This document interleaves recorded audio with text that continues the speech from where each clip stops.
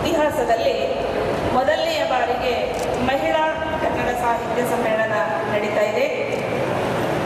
ಈ ಸಾಹಿತ್ಯ ಸಮ್ಮೇಳನವನ್ನು ಆಯೋಜಿಸುವಲ್ಲಿ ಮತ್ತು ನನ್ನನ್ನು ಸಮ್ಮೇಳನಾಧ್ಯಕ್ಷೆಯನ್ನಾಗಿ ಮಾಡುವಲ್ಲಿ ಗುರುತರವಾದ ಪಾತ್ರ ವಹಿಸಿರುವಂಥ ಈ ಪರಿಷತ್ತಿನ ಅಧ್ಯಕ್ಷರಾದಂಥ ದೇಗತಿಪ್ಪಿ ಸರ್ ಅವರೇ,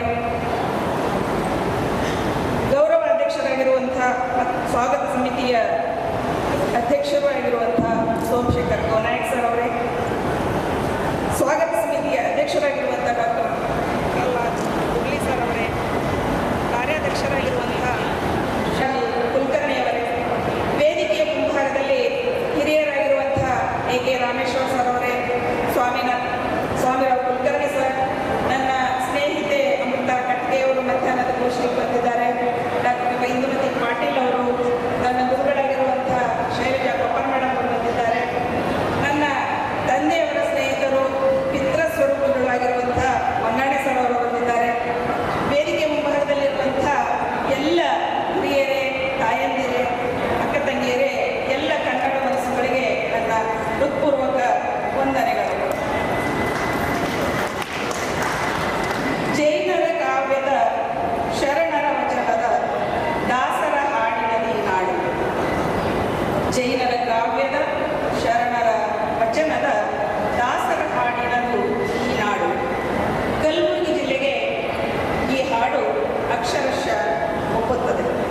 ಯಾಕೆ ಅಂತಂದರೆ ಕಲಬುರಗಿ ತಾಲೂಕಿನ ಮಳಖೇಡ್ನಲ್ಲಿರುವಂಥ ರಾಷ್ಟ್ರಕೂಟ ಚಕ್ರವರ್ತಿ ಅಮೋಘ ವರ್ಷವರ್ಧನ ಆಸ್ಥಾನದಲ್ಲಿರುವಂಥ ಶ್ರೀ ವಿಜಯ ರಚಿಸಿರುವಂಥ ಕವಿರಾಜ ಮಾರ್ಗವೇ ಕನ್ನಡ ಸಾಹಿತ್ಯದ ಮೊಟ್ಟ ಮೊದಲ ಉಪಲಬ್ಧ ಕೃತಿ.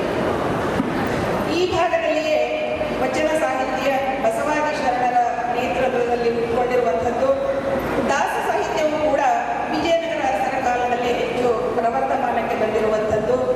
ತತ್ವಪದ ಸಾಹಿತ್ಯ ಕೂಡ ಇದೇ ಭಾಗದಲ್ಲಿ ಇರುವಂಥದ್ದು.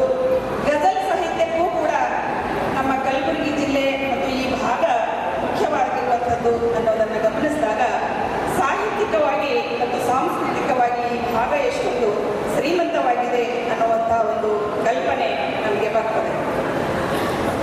ಈ ಭಾಗದಲ್ಲಿ ಶರಣಬಸವೇಶ್ವರರ ದೇವಸ್ಥಾನ, ಸೂಫಿ ಸಂತರಾಗಿರುವಂಥ ಖಾಜಾ ಬಂದಾನವರ ದರ್ಗಾ, ಅತಿ ದೊಡ್ಡ ಬೌದ್ಧ ಕೇಂದ್ರಗಳಲ್ಲಿ ಒಂದಾಗಿರುವಂಥ ಬುದ್ಧ ವಿಹಾರ, ಜೊತೆಯಲ್ಲಿ ಸನ್ನತಿ ಮತ್ತು ನಾಗಾಮಿಗಳು ಈ ನಾಡಿನ ಸಾಂಸ್ಕೃತಿಕ ಹಿರಿಮೆಯನ್ನು ಎತ್ತಿ ಹೇಳ್ತವೆ. ಕಲಬುರಗಿ ಜಿಲ್ಲೆ ಸರ್ವ ಧರ್ಮಗಳ ಸಮನ್ವಯ ಭೂಮಿ. ಎಲ್ಲ ಭಾಷೆ, ಎಲ್ಲ ಜಾತಿ, ಎಲ್ಲ ಧರ್ಮಗಳ ಜನ ಇಲ್ಲಿ ಸಮನ್ವಯತೆಯಿಂದ ವಾಸಿಸ್ತಾ ಇರುವಂಥದ್ದನ್ನು ನಾವೆಲ್ಲ ಗಮನಿಸ್ತೇವೆ. ರಾಜಕೀಯವಾಗಿ ಕೂಡ ಕಲಬುರಗಿ ಜಿಲ್ಲೆ ತುಂಬ ಹೆಸರು ಮಾಡಿರುವಂಥದ್ದು. ಈ ಜಿಲ್ಲೆಯ ಹಿರಿಯ ರಾಜಕಾರಣಿಗಳಾಗಿರುವಂಥ ಡಾಕ್ಟರ್ ಮಲ್ಲಿಕಾರ್ಜುನ ಖರ್ಗೆಜಿಯವರು, ಮಾಜಿ ಆಗಿದ್ದಂಥ ಶ್ರೀ ವೀರೇಂದ್ರ ಪಾಟೀಲ್ ಅವರು, ಶ್ರೀ ಧರ್ಮಸಿಂಗ್ ಅವರು ಮತ್ತು ಅನೇಕ ಸೈದ್ಧಾಂತಿಕ ಮತ್ತು ಹೋರಾಟದ ಹಿನ್ನೆಲೆ ಇರುವಂಥ ರಾಜಕೀಯ ಧುರೀಣರನ್ನು ಕೊಟ್ಟಂಥ ಜಿಲ್ಲೆ ನಮ್ಮ ಕಲಬುರಗಿ. ಶೈಕ್ಷಣಿಕವಾಗಿ ನಾವು ಹೇಳೋದಾದರೆ ಓದುತ್ತಾಯಿ ಇದು ಅಕ್ಕ ಮಹಾದೇವಿ ಕನ್ಯಾ ಪ್ರೌಢಶಾಲೆ ಮೊಟ್ಟ ಮೊದಲಿಗೆ ಸ್ಥಾಪನೆಯಾಗಿರುವಂಥದ್ದು ಈ ಭಾಗದಲ್ಲಿ. ಶರಣಬಸವೇಶ್ವರ ವಿದ್ಯಾವರ್ಧಕ ಸಂಘ, ನೂತನ ವಿದ್ಯಾವರ್ಧಕ ಸಂಘ, ಕರ್ನಾಟಕ ಪೀಪಲ್ಸ್ ಎಜುಕೇಷನ್ ಸೊಸೈಟಿ ಮತ್ತು ಅನೇಕ ಸಂಘ ಸಂಸ್ಥೆಗಳು ಮಹಿಳಾ ಶಿಕ್ಷಣಕ್ಕೆ ಈ ಭಾಗದಲ್ಲಿ ವಿಶೇಷವಾದ ಒತ್ತನ್ನು ಕೊಟ್ಟಿವೆ. ಹೀಗಾಗಿ ಈ ಭಾಗದಲ್ಲಿ ಬಹಳ ತಡವಾಗಿ ಆದರೂ ಸರಿ ಈ ಸಮ್ಮೇಳನವನ್ನು ಆಯೋಜಿಸಿರುವಂಥ ಶ್ರೀ ವಿಜಯಕುಮಾರ್ ಪಾಟೀಲ್ ದೇಗತಿಪ್ಪಿ ಸರ್ ಮತ್ತು ಅವರ ಎಲ್ಲ ಪದಾಧಿಕಾರಿಗಳಿಗೆ ನಾನು ನನ್ನ ವತಿಯಿಂದ, ಇಡೀ ಮಹಿಳಾ ಕುಲದ ವತಿಯಿಂದ ಮತ್ತು ನಮ್ಮ ಜನಾಂಗದ ವತಿಯಿಂದ ಪೂರ್ವಕವಾದ ಧನ್ಯವಾದಗಳನ್ನು ಅರ್ಪಿಸುತ್ತೇನೆ. ಮಹಿಳೆ ಸಾಹಿತ್ಯ ಕ್ಷೇತ್ರದಲ್ಲಿ ತುಂಬ ತಡವಾಗಿ ಬಂದಿರುವಂಥವಳು. ಸಾಹಿತ್ಯವನ್ನು ಓದುವಂಥ ಎಲ್ಲರಿಗೂ ಗೊತ್ತಿದೆ, 9-10ನೇ ಶತಮಾನದಿಂದಲೇ ಕನ್ನಡ ಸಾಹಿತ್ಯ ಹುಟ್ಟಿಕೊಂಡಿರುವಂಥದ್ದು. ಪಂಪ ರತ್ನರಾದಿಯಾಗಿ ಅನೇಕ ಜನ ಕವಿಗಳು ಸಾಹಿತ್ಯ ರಚಿಸಿದರು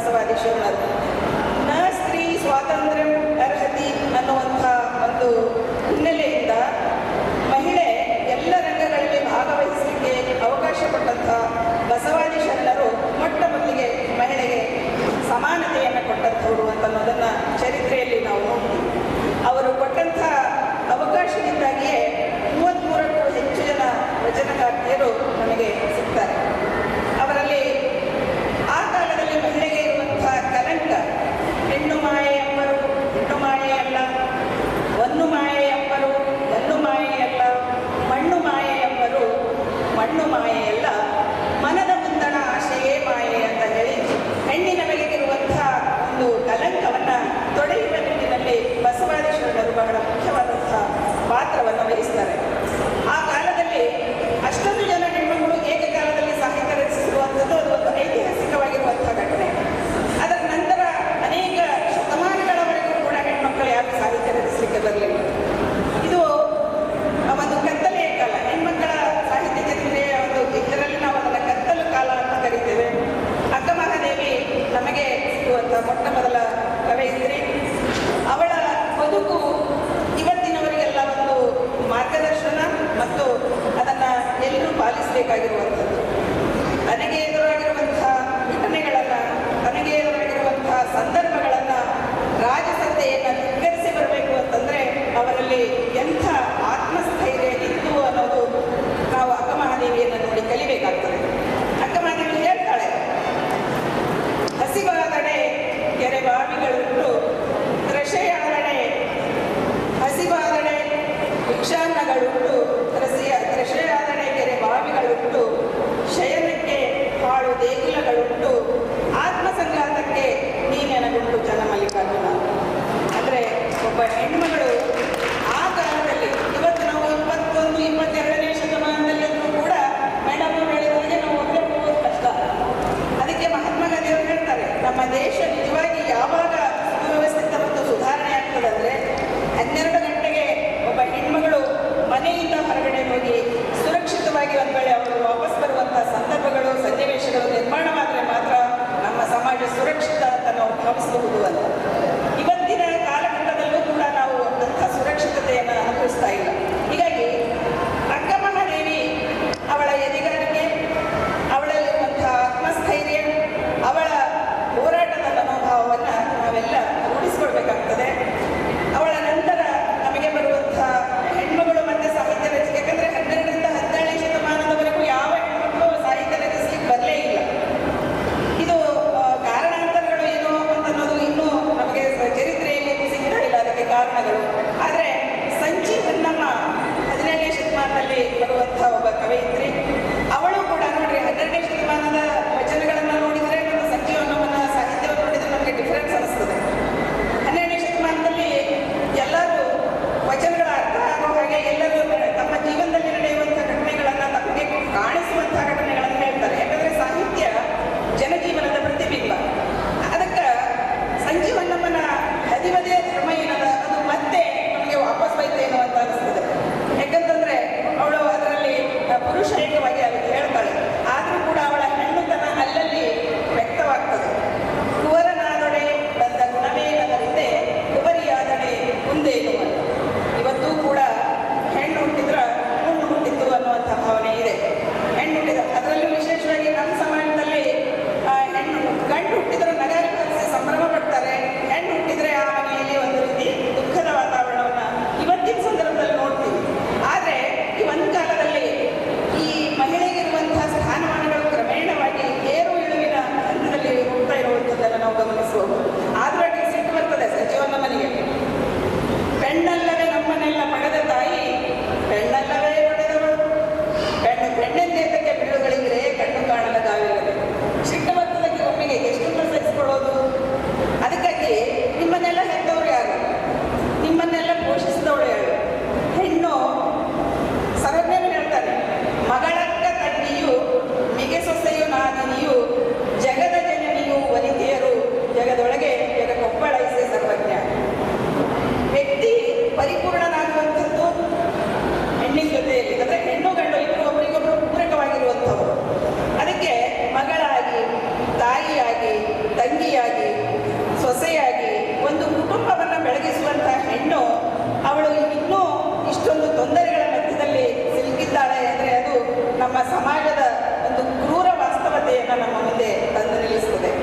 ಅದಕ್ಕೆ 12ನೇ ಶತಮಾನದ ನಂತರ ಬಂದಂಥ ಕೀರ್ತನ ಸಾಹಿತ್ಯದಲ್ಲಿ ಕೂಡ ನಾವು ಅನೇಕ ಹೆಣ್ಮಕ್ಕಳನ್ನು ನೋಡ್ತೇವೆ. ಗಲಗಲಿ ಯೌವನವರು, ಹೆಳವನಕಟ್ಟೆ ಗಿರಿಯಮ್ಮ, ಹರಪನಹಳ್ಳಿ ಭೀಮವ್ವ ಮುಂತಾದ ಮಹಿಳೆಯರು ಸಾಹಿತ್ಯ ರಚಿಸ್ತಾರೆ. ಮಹಿಳೆಯರಿಗೆ ಒಂದಿಷ್ಟು ಪ್ರೋತ್ಸಾಹದ ವಾತಾವರಣ ಬೇಕು. ಸಾಹಿತ್ಯ ರಚಿಸೋದಾಗಲಿ ಅಥವಾ ಹೊರಗಡೆ ಅವಳು ಬರ್ತಾಳೆ ಅಂತಂದರೆ ಅವಳಿಗೆ ಪೂರಕವಾಗಿರುವಂತಹ ವಾತಾವರಣ ಇದ್ದಾಗ ಮಾತ್ರ ಅವಳು ಹೊರಗೆ ತರಲಿಕ್ಕೆ ಸಾಧ್ಯವಾಗ್ತದೆ. ಹೀಗಾಗಿ ಮಹಿಳೆಗೆ ಯಾವ ಕಾಲಘಟ್ಟದಲ್ಲಿ ಪ್ರೋತ್ಸಾಹ ಸಿಕ್ಕಿದೆ ಅವಳು ಖಂಡಿತವಾಗಿ ಸಾಧನೆಯನ್ನು ಮಾಡಿದ್ದಾಳೆ. ಅವಳು ತನಗೆ ಸಿಕ್ಕಂತಹ ಅವಕಾಶವನ್ನು ತುಂಬ ಚೆನ್ನಾಗಿ ಉಪಯೋಗಿಸಿಕೊಂಡಿದ್ದಾಳೆ. ಅದಕ್ಕೆ ನಾವು 12ನೇ ಶತಮಾನ ನೋಡಬಹುದು.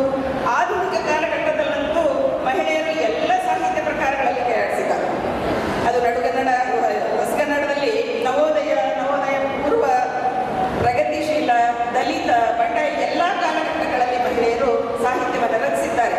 ಆದರೆ ಅವರ ಸಾಹಿತ್ಯಕ್ಕೆ ಹೆಚ್ಚು ಪ್ರಚಾರ ಸಿಗ್ತಾ ಇಲ್ಲ ಅನ್ನೋ ಒಂದು ಕೊರಗನ್ನು ನಾವು ಇಲ್ಲಿ ಗಮನಿಸಬಹುದು. ಆಧುನಿಕ ಕಾಲಘಟ್ಟದಲ್ಲಿ ನಾವು ಕಲಬುರಗಿ ಜಿಲ್ಲೆಯಲ್ಲಿ ಮಹಿಳೆ ಸಾಹಿತ್ಯ ರಚಿಸಿರುವಂಥದ್ದು, ನಮ್ಮ ಭಾಗ ತುಂಬ ಶ್ರೀಮಂತವಾಗಿರುವಂಥದ್ದು. ಈಗಾಗಲೇ ನಾನು ಹೇಳಿರೋ ಹಾಗೆ ನಮ್ಮ ಭಾಗ ಸಾಹಿತ್ಯ ರಚನೆಗೆ ಚಾಲನೆ ಕೊಟ್ಟಿರುವಂತಹ ಒಂದು ಜಿಲ್ಲೆ ಇದೆ. ಇಲ್ಲಿ ಸಾಹಿತ್ಯ ರಚನೆ ಮಾಡುವಂಥವರಿಗೆ ಕಡಿಮೆ ಇಲ್ಲ. ಪುರುಷರ ಜೊತೆಯಲ್ಲಿ ಸರಿಸಮವಾಗಿ ಮಹಿಳೆಯರು ಕೂಡ ಎಲ್ಲ ರಂಗಗಳಲ್ಲಿ ಮುಂದೆ ಬಂದಿದ್ದಾರೆ. ಸಾಹಿತ್ಯ ರಚಿಸುವಂಥ ಅನೇಕ ಲೇಖಕಿಯರು, ಕವಯಿತ್ರಿಯರು ಕೂಡ ಇಲ್ಲಿದ್ದಾರೆ. ಆದರೆ ಅವರ ಸಾಹಿತ್ಯದ ಚರ್ಚೆ ಅಥವಾ ವಿಮರ್ಶೆ ಹೆಚ್ಚು ಆಗಿಲ್ಲ ಅಂತ ಅನ್ನುವಂಥದ್ದು. ಯಾಕಂದರೆ ಇಂಥ ಸಾಹಿತ್ಯ ಸಮ್ಮೇಳನಗಳು ನಡೆದಾಗ ಮಾತ್ರ ಮಹಿಳೆಯ ಸಾಹಿತ್ಯದ ಬಗ್ಗೆ ಚರ್ಚೆ ಆಗ್ತದೆ. ಅವಳ ಸಾಹಿತ್ಯದ ಬಗ್ಗೆ ಹೆಚ್ಚು ಚರ್ಚೆ ಆದಾಗ ಮಾತ್ರ ಅದನ್ನು ಹೆಚ್ಚು ಪ್ರಸಿದ್ಧಿಗೊಳಿಸಲಿಕ್ಕೆ ಸಾಧ್ಯ ಆಗ್ತದೆ. ಜನ ಹೇಳ್ತಾನೆ ಒಂದು ಕಡೆ, ಕಟ್ಟಿಯು ಮೀನು ಮಾಲೆಗಾರನ ಬಸವಾಸಿಗ ಮುಡಿವ ಭೋಗಿಗಳಿಲ್ಲದೆ ಮಾಡಿ ಹೋಗದೆ. ಯಾಕೆ ಅಂತಂದರೆ ಮಹಿಳೆಯರು ಸಾಹಿತ್ಯ ರಚಿಸಿದ ಮೇಲೆ ಅದನ್ನು ಓದಲೇ ಇಲ್ಲ ಯಾರು ಅಂದರೆ ಅದು ಹೇಗೆ ಗೊತ್ತಾಗೋದು?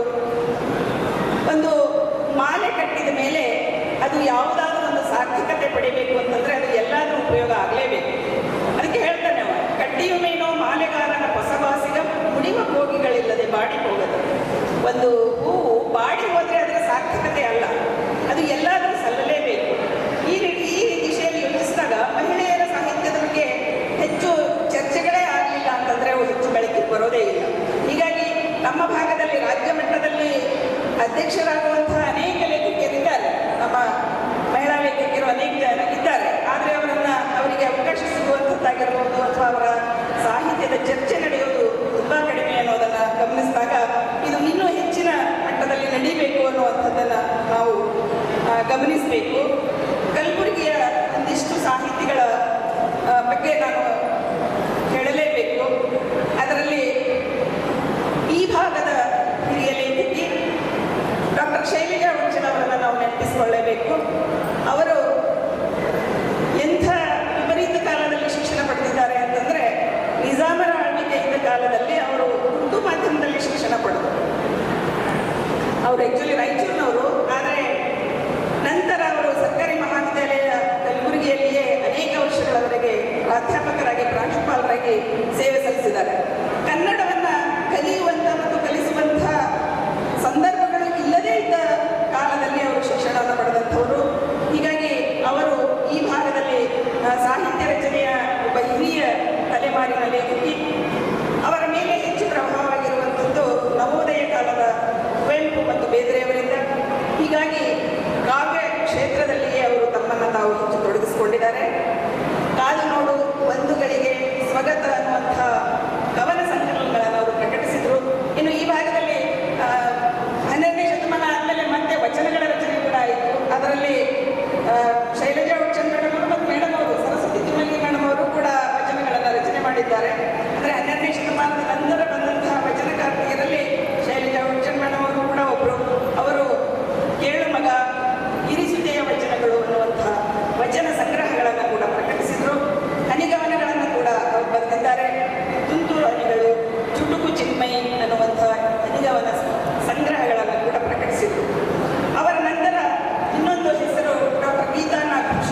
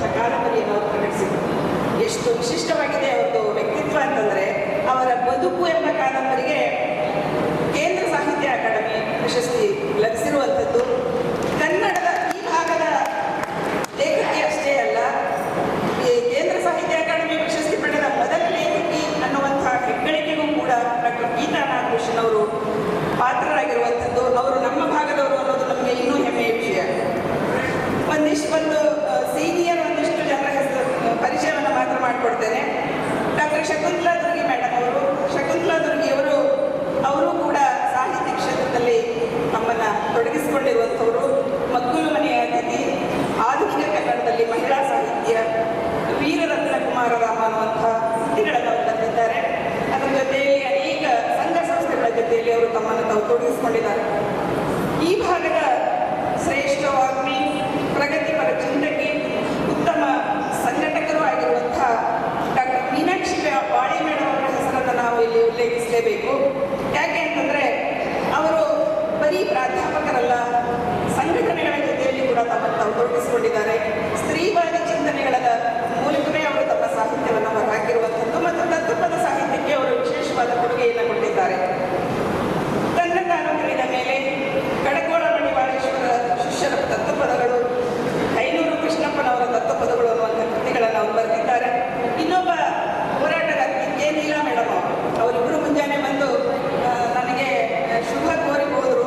ಅವ್ರ ಪಕ್ಕದಲ್ಲಿ ಅವ್ರದ್ದು ಇನ್ನೊಂದೇನೋ ಕಾರ್ಯಕ್ರಮ ನಡೀತಾ ಇದೆ ಅಂತ ಹೇಳಿದರು. ಹಾಗಾಗಿ ಬಂದು ಮೇಡಮ್ ಅವರು ಹೋಗಿದ್ದಾರೆ. ಕೆ ನೀಲಾ ಮೇಡಮ್ ಅವರು ಹುಟ್ಟು ಹೋರಾಟಗಾರ್ತಿ. ಎಲ್ಲಾದರೂ ಹೋರಾಟ ಏನಾದರೂ ಇದೆ ಅಂದರೆ ಅಲ್ಲಿ ನೀಲಾ ಮೇಡಮ್ ಅವರು ಇದ್ದೇ ಇರ್ತಾರೆ. ಅವರ ಹೋರಾಟ ಬರೀ ಹೋರಾಟಕ್ಕೆ ಮಾತ್ರ ಸೀಮಿತವಲ್ಲ, ಅವರು ಕೂಡ ಅಪ್ಪಟ ಬಂಡಾಯ ಮನೋಧರ್ಮದವರು. ಅನೇಕ ಕೃತಿಗಳನ್ನು ಅವರು ರಚನೆ ಮಾಡಿದ್ದಾರೆ. ಬದುಕು ಬೀದಿಯ ಪಯಣ, ಮಹಿಳೆ, ಸಮಸ್ಯೆ ಸವಾಲುಗಳು, ಜ್ಯೋತಿಯೊಳಗಣ ಕಾಂತಿ, ತಿಪ್ಪೆಯ ನರಸಿ ಅನ್ನುವಂಥ ಕೃತಿಗಳನ್ನು ಅವರು ಬರೆದಿದ್ದಾರೆ. ಬರೀ ಇಷ್ಟೇ ಅಲ್ಲ, ಅವರು ಒಂದು ಪ್ರವಾಸ ಕಥನ ಕೂಡ ಮೇಡಮ್ ಅವರು ಬರೆದಿರುವಂಥದ್ದು. ಇನ್ನು ಮುಸ್ಲಿಂ ಮಹಿಳೆಯರು ಕೂಡ ಕಲಬುರಗಿಯಲ್ಲಿ ಇದ್ದಾರೆ ಅನ್ನೋದು ಹೆಮ್ಮೆಯ ಸಂಗತಿ. ಯಾಕಂದರೆ ನಮ್ಮದು ಸರ್ವಧರ್ಮಗಳ ಸಮನ್ವಯ ಭೂಮಿ. ಅದಕ್ಕೆ ಕೆ ಶರೀಫಾ ಅಂತ ಮೊದಲ ಮುಸ್ಲಿಂ ಮಹಿಳಾ ಲೇಖಕಿಯವರು. ಶರೀಫಾ ಅವರು ಬಿಡುಗಡೆ ಕವಿತೆಗಳು, ಹೊರಳ ಅಂತರಂಗ, ಮುಮ್ತಾಜ್ ಮಹಲ್ ಅನ್ನುವಂಥ ಕೃತಿಗಳನ್ನು ಪ್ರಕಟಿಸಿದ್ದಾರೆ. ಅನೇಕ ಕೃತಿಗಳನ್ನು ವಿಮರ್ಶೆ ಮಾಡಿದ್ದಾರೆ. ಅವರ ವಿಮರ್ಶಾ ಕೃತಿಗಳಲ್ಲಿ ಮಹಿಳೆ ಮತ್ತು ಸಮಾಜ, ಮುಸ್ಲಿಂ ಸಂವೇದನೆ ಎನ್ನುವಂಥವು. ಇನ್ನು ಈ Chandrakala Bidri madam, Neelambika police Patil, Shanta Math, Shobhadevi Chekki, doctor Shailaja Koppar, Bhuvaneshwari Chinkod, doctor Amrita Katke, Shivaganga Rumma, Sujata Jagam Shetty, doctor Jayadevi Gaikwad, Indumati Patil, Shanta Ashtagi, Kavyashree Mahagaonkar, Sarikadevi Kali, ಹೀಗೆ ಅನೇಕ ಮಹಿಳೆಯರು ಸಾಹಿತ್ಯ ರಚನೆಯಲ್ಲಿ ತಮ್ಮನ್ನು ತಾವು ತೊಡಗಿಸಿಕೊಂಡಿದ್ದಾರೆ. ಈ ಭಾಗ ಸಾಹಿತ್ಯ ಇಷ್ಟೊಂದು ಸಂಪದ್ಭರಿತವಾಗಿದೆ ಇದೆ ಅನ್ನೋದಕ್ಕೆ ಈ ಎಲ್ಲ ಲೇಖಕಿಯರೇ ನಮಗೆ ಸಾಕ್ಷಿ. ಮಹಿಳೆ ಸಾಹಿತ್ಯದ ಜೊತೆಯಲ್ಲಿ ಸಮಾಜವನ್ನು ರೂಪುಗೊಳಿಸುವಂತಹ ಒಂದು ಕೆಲಸವೂ ಕೂಡ ಅವಳ ಮೇಲಿದೆ. ಅದು ಒಂದು, ಯಾಕಂದರೆ ಸಮಾಜನ ತಿದ್ದುವಂಥ ಪ್ರಯತ್ನ ಮಾಡುವಂಥದ್ದು ಸಾಹಿತ್ಯ, ಸಮಾಜವನ್ನು ರೂಪಿಸುವಂಥದ್ದು ಸಾಹಿತ್ಯ. ಹೀಗಾಗಿ ಸಾಹಿತ್ಯದ ಒಂದು ಕೆಲಸದ ಜೊತೆಯಲ್ಲಿ ಅನೇಕ ಮಕ್ಕಳು ಈ ಹೋರಾಟದ ಕೆಲಸಗಳನ್ನು ಕೂಡ ನಡೆಸ್ಕೊಂಡು ಬಂದಿರುವಂಥದ್ದು ಈ ಭಾಗದಲ್ಲಿ ನಾವು ಗಮನಿಸಬಹುದು. ಈ ಭಾಗದ ಸಾಹಿತ್ಯದ ಚರ್ಚೆ ಮಧ್ಯಾಹ್ನದ ಗೋಷ್ಠಿಯಲ್ಲಿ, ಒಂದು ಗೋಷ್ಠಿಯಲ್ಲಿ ಮಹಿಳಾ ಅಸ್ಮಿತೆ ಮತ್ತು ಕನ್ನಡ ಮಹಿಳಾ ಸಾಹಿತ್ಯ ಅಂತ ಇದೆ. ಹಾಗಾಗಿ ನಾನು ಅದನ್ನು ವಿವರವಾಗಿ ಹೇಳಲಿಕ್ಕೆ ಹೋಗೋದಿಲ್ಲ. ಇನ್ನು ಇಂಥ ಸಮ್ಮೇಳನಗಳು ಆಯೋಜನೆ ಮಾಡಿದ ಮೇಲೆ ನಾವು ಒಂದಿಷ್ಟು ಬೇಡಿಕೆಗಳನ್ನು ಸಾಹಿತ್ಯ ಪರಿಷತ್ತಿನ ಅಧ್ಯಕ್ಷರ ಮುಂದೆ ಇಡಬೇಕು ಅಂತ ಅಂದ್ಕೊಳ್ತೇನೆ. ಯಾಕಂದರೆ ಮೊದಲನೇ ಬಾರಿಗೆ ಸಾಹಿತ್ಯ ಸಮ್ಮೇಳನಗಳು ಆಯೋಜನೆ ಮಾಡಿ ಒಂದು ವೇದಿಕೆಯನ್ನು ಕಲ್ಪಿಸಿಕೊಟ್ಟಿದ್ದೀರಿ. ಆ ಮೂಲಕ ನಮ್ಮ ಮನವಿಯನ್ನು ನಾವು ನಿಮ್ಮ ಹತ್ರ ಇಡ್ತೀವಿ ಸರ್. ಈ ಸಾಹಿತ್ಯ ಸಮ್ಮೇಳನಗಳು ಬರೀ ಜಾತ್ರೆಗಳಾಗಬಾರ್ದು, ಅವು ಮಹಿಳಾ ಸಾಹಿತ್ಯದ ಚರ್ಚೆ ನಡೆಯುವಂತಹ ಕೇಂದ್ರಗಳಾಗಬೇಕು. ಉದಯೋನ್ಮುಖ ಮಹಿಳಾ ಬರಹಗಾರರಿಗೆ ಸ್ಫೂರ್ತಿ ಸಿಗಬೇಕು. ಹೊಸ ಲೇಖಕರನ್ನು ಗುರುತಿಸುವಂತಹ ಕೆಲಸವನ್ನು ಸಾಹಿತ್ಯ ಪರಿಷತ್ ಮಾಡಬೇಕು. ಅದು ಮಾಡಿದೆ ಅಂತ ನಾನು ಭಾವಿಸ್ತೇನೆ. ಯಾಕಂದರೆ ನನ್ನನ್ನು ಗುರುತಿಸಿ ನೀವು ಇಲ್ಲಿ ಸಾಹಿತ್ಯ ಪರಿಷತ್ತಿಗೆ ಸಮ್ಮೇಳನದ ಅಧ್ಯಕ್ಷರನ್ನಾಗಿ ಮಾಡಿದ್ದೀರಿ. ಅದರ ಜೊತೆಯಲ್ಲಿ ಪರಿಷತ್ತಿನ ಕಚೇರಿಯಲ್ಲಿ ಮಹಿಳಾ ಲೇಖಕಿಯರ ಸಾಹಿತ್ಯ ಸಿಗುವಂತಾಗಬೇಕು. ಈ ಮಹಿಳೆಯರ ಸಾಹಿತ್ಯದ ಬಗೆಗೆ ಹೆಚ್ಚೆಚ್ಚು ವಿಮರ್ಶೆಗಳು ನಡೀಬೇಕು. ಈ ಕೆಲವು ಬೇಡಿಕೆಗಳನ್ನು ನಿಮ್ಮ ಜೊತೆಗೆ ಇಡ್ತೇವೆ. ಇನ್ನು ಮಾಧ್ಯಮಗಳು ಕೂಡ ತಮ್ಮ ಕರ್ತವ್ಯವನ್ನು ಮಾಡಬೇಕಾಗ್ತದೆ. ಇಂಥ ಸಮ್ಮೇಳನಗಳು ನಡೆದಾಗ ಅದು ಹೆಚ್ಚು ಜನರಿಗೆ ತಲುಪೋ ಹಾಗೆ ಮಾಧ್ಯಮಗಳು ಪ್ರಚಾರ ಮಾಡಬೇಕು. ಅದನ್ನು ಮೇಡಮ್ ಹೇಳಿದಾಗ ಆಗ್ತದೆ. ಇಲ್ಲ ಅಂದರೆ ಹೆಣ್ಮಕ್ಕಳ ಸಾಹಿತ್ಯ, ಅಡುಗೆ ಮನೆ ಸಾಹಿತ್ಯ, ಹೆಣ್ಮಕ್ಕಳ ಸಮ್ಮೇಳನ ಅಂದರೆ ಏನಾಯಿತು, ಅದು ಪ್ರಚಾರ ಕೊಡೋದೇ ಇಲ್ಲ. ಅಂದರೆ ಇಂಥ ಸಮ್ಮೇಳನಗಳ ಆಯೋಜನೆ ಮಾಡಿರುವಂಥ ಉದ್ದೇಶ ಸಾರ್ಥಕ ಆಗೋದಿಲ್ಲ. ಹೀಗಾಗಿ ಮಾಧ್ಯಮಗಳು ಕೂಡ ಈ ಜವಾಬ್ದಾರಿಯನ್ನು ಅವರು ನಿರ್ವಹಿಸಬೇಕು ಅಂತ ನನ್ನ ಕಳಕಳಿಯ ಮನವಿ. ಸಮ್ಮೇಳನಗಳು ಚಳುವಳಿಗಳನ್ನು ಹುಟ್ಟು ಹಾಕುತ್ತವೆ, ಪ್ರಗತಿಯ ದಿಕ್ಕು ದೆಸೆಗಳನ್ನು ಬದಲಿಸ್ತವೆ. ಒಂದು ಸಾಹಿತ್ಯ ಇವತ್ತು ನೋಡ್ರಿ, ಮಹಿಳಾ ಸಾಹಿತ್ಯ ಸಮ್ಮೇಳನ ಆಯೋಜನೆ ಆಗಿದ್ದಕ್ಕೇ ಮಹಿಳೆಯರ ಸಾಹಿತ್ಯದ ಬಗ್ಗೆನೋ ಮಹಿಳೆಯರ ಬಗ್ಗೆನೋ ಏನೋ ಒಂದಿಷ್ಟು ಚರ್ಚೆ ನಡೀತಾ ಇದೆ. ಇಲ್ಲ ಅಂದರೆ ಎಲ್ಲೋ ಒಂದು ಗೋಷ್ಠಿ, ಕಾಟಾಚಾರಕ್ಕೆ ಒಂದು ಗೋಷ್ಠಿ ಇಟ್ಟು ಅದರಲ್ಲಿ ಹೆಚ್ಚು ಸಮಯ ಕೊಡ್ತೇನೆ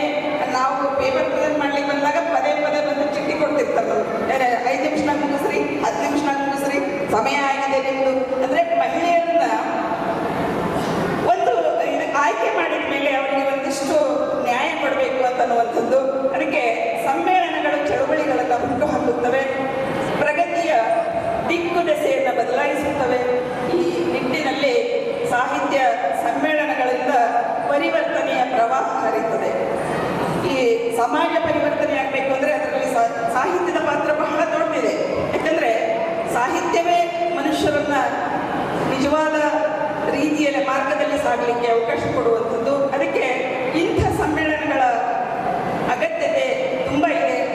ಈ ಕನ್ನಡ ಸಾಹಿತ್ಯ ಪರಿಷತ್ತು ಮಹಿಳಾ ಸಾಹಿತ್ಯ ಸಮ್ಮೇಳನ ಆಯೋಜಿಸಿದ್ದು ಇದು ಒಂದು ಸ್ವಾಗತಾರ್ಹ ಬೆಳವಣಿಗೆ ಅಂತ ನಾನು ಭಾವಿಸ್ತೇನೆ. ಇದರಿಂದ ಮಹಿಳಾ ಸಾಹಿತ್ಯಕ್ಕೆ ಮತ್ತು ಮಹಿಳಾ ಲೇಖಕಿಯರಿಗೆ ಗೌರವ ಸಿಕ್ಕಂತಾಗಿದೆ. ಅವರ ಸಾಹಿತ್ಯದ ಚರ್ಚೆ ಇವತ್ತಿನ ಈ ವೇದಿಕೆಯ ಮೇಲೆ ನಡೆದಾಗ ಅವರಿಗೆ ಒಂದು ಗೌರವ ಸಿಗ್ತದೆ. ಸಮಾಜದ ಅರ್ಧದಷ್ಟು ಮಹಿಳೆಯರಿದ್ದಾರೆ ಒಂದು ಸಮಾಜ. ಆದರೆ ಈಗ ಏನು ಇಂಬ್ಯಾಲೆನ್ಸ್ ಆಗ್ತಾ ಇದೆ, 1970 80 ಎಷ್ಟು ಆಗ್ತದೆ, ಲಿಂಗಾನುಪಾತದಲ್ಲಿ ತಾರತಮ್ಯ ಆಗ್ತಾ ಇದೆ. ಆದರೂ ಕೂಡ ಒಂದು ಸಮಾಜ ಸಮಾಜ ಆಗಬೇಕು. ಒಂದು ಸಮಾಜದ ಎರಡು ಚಕ್ರಗಳಿದ್ದ ಹಾಗೆ ಮಹಿಳೆ ಮತ್ತು ಪುರುಷ ಇಬ್ಬರೂ ಸಮಾನವಾಗಿ ಸಾಗಿದಾಗ ಮಾತ್ರ ಈ ಸಮಾಜ ಅನ್ನುವಂಥ ಬಂಡಿ, ಹಾಗೆ ನಾವು ಸಂಸಾರಕ್ಕೂ ಅಂತೀವಿ, ಗಂಡ ಮತ್ತು ಹೆಂಡತಿ ಇಬ್ಬರೂ ಕೂಡ ಸಮವಾಗಿ ಸಾಗಿದಾಗ ಸಂಸಾರದ ಬಂಡಿ ಹೇಗೆ ಸುಗಮವಾಗಿ ಸಾಗ್ತದೆಯೋ ಹಾಗೆ ಸಮಾಜವೂ ಕೂಡ ಹಾಗೇನೆ.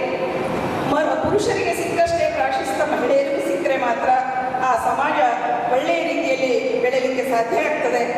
ಈ ಸಮ್ಮೇಳನದಲ್ಲಿ ವಸ್ತುನಿಷ್ಠ ಮತ್ತು ಪ್ರಚಲಿತ ವಿಷಯಗಳ ಚರ್ಚೆ ಮುಕ್ತವಾಗಿ ಆಗಲಿದೆ ಅಂತ ನನ್ನ ಭಾವನೆ.